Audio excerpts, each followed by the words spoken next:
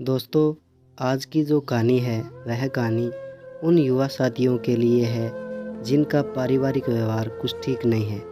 इस कहानी से हमें यह प्रेरणा मिलेगी कि युवा भाई और बहन अपने बच्चों को अच्छे संस्कार दें ताकि आगे आने वाले भविष्य में उनके लिए पारिवारिक समस्या का सामना न करना पड़े। तो दोस्तों, आज की कहानी हम शुरू करते हैं। आज की कहानी आपके दिल को अंदर से हिला देगी। सोनू अपनी पत्नी, बच्चे और पिता के साथ शहर में रहता था।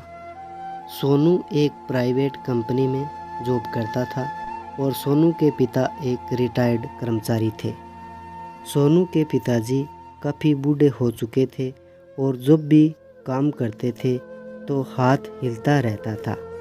एक दिन की बात है, सोनू ऑफिस से घर आया और उसके पिता खाना लेकर खाने जा रहे थे।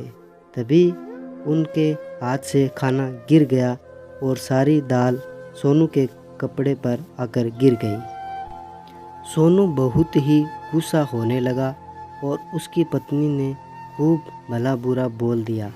यह सब सोनू का छोटा बेटा बड़ी ध्यान से देख रहा था।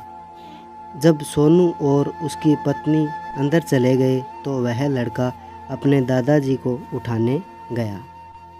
फिर क्या था, सोनू और उसकी पत्नी ने मिलकर सोचा कि इनके खाने का बर्तन अलग कर दिया जाए और अगले दिन उन्होंने वही किया। सोनू की पत्नी ने अपने ससुर के लिए अलग से बर्तन निकाल दिया। सोनू का बेटा यह ड्रामा बहुत ही ध्यान से देख रहा था। एक दिन की बात है, सब लोग खाना खा रहे थे। तभी सोनू के पिताजी के हाथ से फिर बर्तन गिर गया।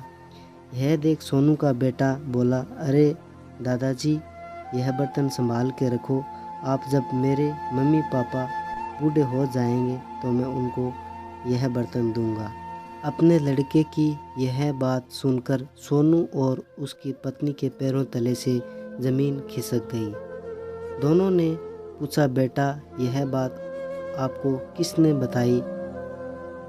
तो लड़के ने बोला, किसी से नहीं, मैंने तो यह आप लोगों से ही सीखा है कि जब कोई बूढ़ा हो जाता है तो उसका बर्तन अलग कर दिया जाता है। इसके बाद क्या था, सोनू और उसकी पत्नी को अपने किए पर बहुत ही ज़्यादा अफसोस हो रहा था और दोनों ने अगले ही दिन अपने पिता के लिए खाना साथ में लगवा दिया और बर्तन भी चेंज कर दिया। तो दोस्तों, इस कहानी से हम लोगों को यह सीख मिलती है कि हम लोग अपने बच्चों को जैसी सीख देंगे हम लोगों को वैसा ही सीख मिलेगा। अगर आप लोगों को यह कहानी अच्छी लगी हो तो अपने दोस्तों के साथ ज़रूर शेयर करें। हमारे इस चैनल को फॉलो करें और सब्सक्राइब करें। धन्यवाद।